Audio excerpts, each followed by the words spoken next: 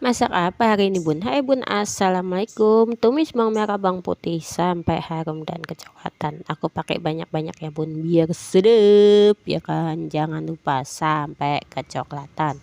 Kalau sudah seperti ini, aku mau ceplokin telur satu. Adanya cuma satu ya, satu aja ya bun. Hehehe.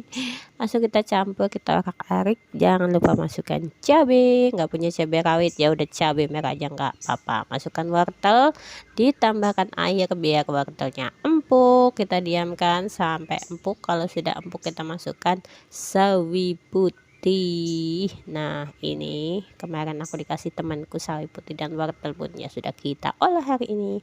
Tinggal dikasih penyedap sama bawang putih bubuk dan lada bubuk. Dah itu aja bun, bumbunya simple. Sayangnya nggak ada bakso dan lain-lain. Ya sudah, ini namanya capcay ala aku ya bun, seadanya ya kan.